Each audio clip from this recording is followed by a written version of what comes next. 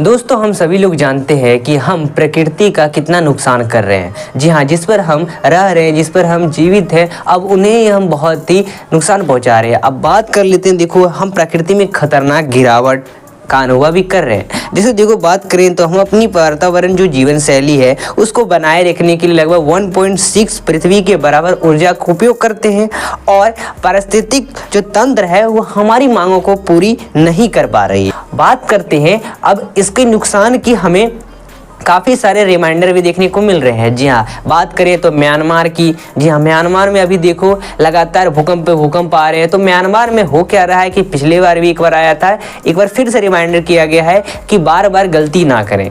अब देखो म्यांमार की बात कर ले तो म्यांमार में अभी भूकंप की जो तीव्रता है 7.7 तक मापी चली गई है और ये भूकंप जो है अभी लगातार 1 महीने तक आती रहेगी। तो आइए इस वीडियो में हम यही जानेंगे, म्यांमार की पूरी भूकंप के बारे में पूरी कहानी जानेंगे, कैसे कब क्यों हुआ। तो आइए जानते हैं म्यांमार की पूरी भूकंप की डिटेल के बारे में। दोस्तों म्यांमार के भूकंप के बारे में जानने से पहले हम ये जानते हैं कि भूकंप आखिर आते ही क्यों हैं। दोस्तों पृथ्वी की प्रॉपर्टी में ज़्यादातर प्रश्न लंबे समय तक नहीं हिलते हैं, लेकिन कुछ मामलों में प्रश्न के दोनों ओर की चट्टानें टेक्टोनिक बलों के कारण समय के साथ धीरे धीरे विकृत हो जाती है। भूकंप आमतौर पर तब आते हैं जब भूमिगत चट्टान अचानक टूट जाती है और भ्रंश के साथ तेज गति होती है।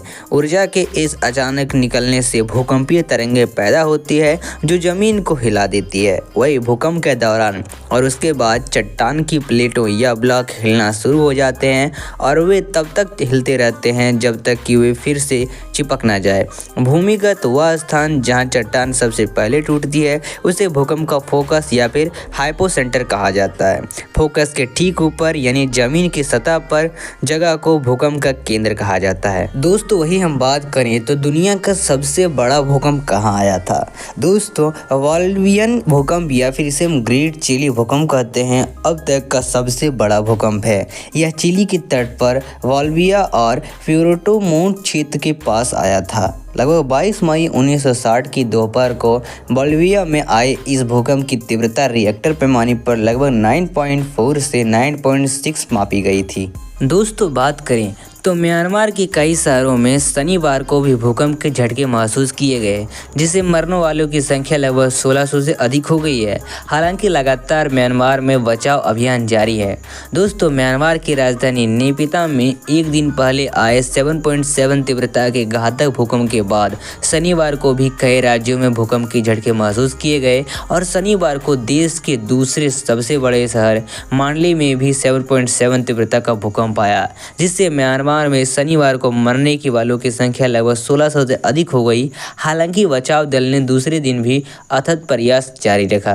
दोस्तों शनिवार को विदेशी बचाव दल के अभियान में शामिल होने पर कई शव बरामद किए गए और एक समाचार एजेंसी के अनुसार म्यांमार की सैन्य सरकार के प्रमुख लगभग 1644 से अधिक लोगों की मौत की पुष्टि की गई, जबकि एक अमेरिकी एजेंसी ने चेतावनी दी यह संख्या 10,000 से अधिक हो सकती है। दोस्तों बात करें तो ये भूकंप इतना शक्तिशाली था, इस भूकंप के कारण सड़कें पुल सभी तरह बुरी तरह से ग्रसित हो गए, जिसके चलते कई क्षेत्र अभी भी संपर्क से कटे हुए हैं। म्यांमार की सैन्य सरकार ने बताया कि शनिवार को आए भूकंप में मरने वाले की संख्या बढ़ाकर 1644 हो गई है, जबकि कम से कम 2400 लोग घायल हैं।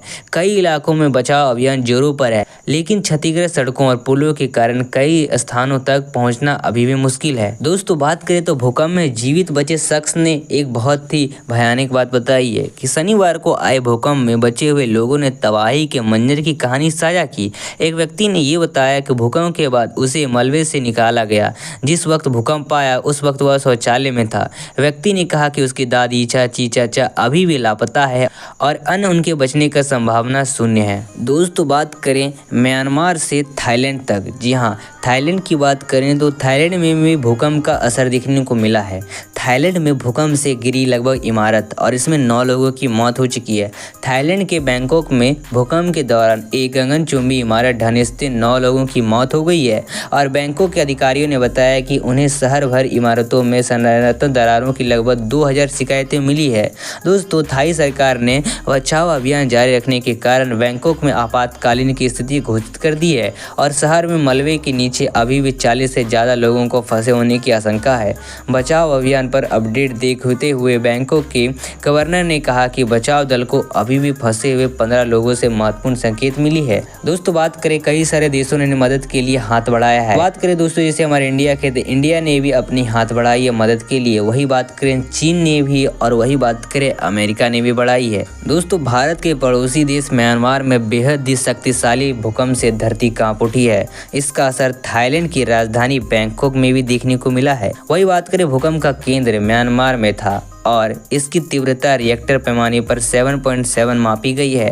अधिकारियों ने बताया कि बैंकॉक में एक निर्माणाधीन बहुमंजिला इमारत भूकंप के झटके से भरभराकर ढह गई और सोशल मीडिया पर प्रसारित एक वीडियो में एक बहुमंजिला इमारत धूल के गुब्बारों के बीच ढहती नजर आ रही है और वहां मौजूद लोग चीखते चिल्लाते हुए भाग रहे हैं। इमारत के मलबे में 40 से अधिक मजदूरों के फंसे होने की आशंका है और पुलिस ने एसोसिएटेड प्रेस को बताया कि बैंकॉक के चुटचक मार्केट के पास स्थित घटनास्थल पर राहत एवं बचाव कार्य शुरू कर दिया गया है। दोस्तों हम बात करें तो एक्सपर्ट फिनिक्स ने बताया कि इस भूकंप से उतनी ही ऊर्जा निकलती है जितनी 334 परमाणु बमों के विस्फोट में होती है। उन्होंने यह भी बताया कि इस क्षेत्र में महीनों तक झटकों का खतरा बना रहेगा क्योंकि भारतीय टेक्टोनिक प्लेट यूरेशियन प्लेट से टकराती जा रही है। दोस्तों अमेरिकी भूवैज्ञानिक सर्वेक्षण यानी USGS के मुताबिक भूकंप का केंद्र म्यांमार के मांडले शहर में था और यह दोपहर के समय 10 किलोमीटर की गहराई में आया। और बात कर लेते हैं स्थानीय अधिकारियों के अनुसार इस आपदा में अब लगभग 1600 से अधिक लोगों की मौत हो चुकी है। वहीं USGS का अनुमान है मरने वालों की संख्या अब 10,000 से अधिक हो सकती है। दोस्तों बात करें तो दुनिया में बड़े बड़े भूकंप आए हैं, आइए जानते हैं उनके लिस्ट। दोस्तों भूकंपों में अब तक हजारों लोगों की जान ले ली है और ये सिलसिला अब भी जारी है। दोस्तों बात करें मकान और भूकंप की भविष्यवाणी संबंधी तकनीक में सुधार के बावजूद भूकंप से मरने वालों की संख्या कमी लाने में सफलता हासिल नहीं हो पाई है। दोस्तों बात करते हैं लगभग 21 मई 2003 की। दोस्तों अल्जीरिया में बड़ा भूकंप आया, इसमें 2000 लोगों की मौत हो गई और 8000 से अधिक लोग घायल। दोस्तों बात करें 1 मई 2003 की। दोस्तों बात है तुर्की के दक्षिण पूर्वी हिस्से में आए भूकंप में लगभग 160 से अधिक लोगों की मौत हो गई, जिसमें 83 स्कूली बच्चे शामिल थे। दोस्तों वही बात करें 24 फरवरी 2003 की। पश्चिमी चीन में आए भूकंप में लगभग 260 लोग मारे गए और 10,000 से अधिक लोग बेघर हो गए थे। वही बात करें दोस्तों 21 नवंबर 2002 को तो पाकिस्तान के उत्तरी दियामिर जिले में भूकंप में लगभग 20 लोगों की मौत हुई।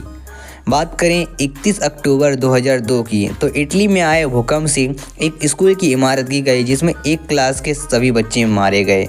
बात करें 12 अप्रैल 2002 की तो उत्तरी अफगानिस्तान में 2 महीनों में ये तीसरा भूकंप का झटका था जिसमें अनेक लोग मारे गए। दोस्तों इन लिस्ट में हमारी भारत भी आ जाती है। जी हाँ, बात करें तो भारत में अब तक का सबसे विनाशकारी भूकंप 15 जनवरी 1934 को बिहार के राज्य में आया था। जी हाँ, जिसकी तीव्रता रिएक्टर स्केल पर 8.1 मापी गई थी। दोस्तों भूकंप का तारीख था 15 जनवरी 1934 और भूकंप की तीव्रता 8.1 रिएक्टर स्केल पर। ये क्षेत्र बिहार के थे और लगभग 30,000 से ज़्यादा लोगों की इसमें मौत हो गई थी। दोस्तों वही बात कर लेते हैं गुजरात के एक भुज में लगभग 7.7 तीव्रता का भूकंप आया था और इस भूकंप ने भी बड़े पैमाने पर तबाही मचाई थी। इसके अलावा 20 अक्टूबर 1991 को उत्तराखंड के उत्तरकाशी जिले में 6.8 तीव्रता का भूकंप आया था और इसने भी काफ़ी तबाही मचाई थी। तो दोस्तों आखिर ये था हमारा पूरा म्यांमार पर वीडियो। दोस्तों ये वीडियो आपको कैसे लगे हमें कमेंट में जरूर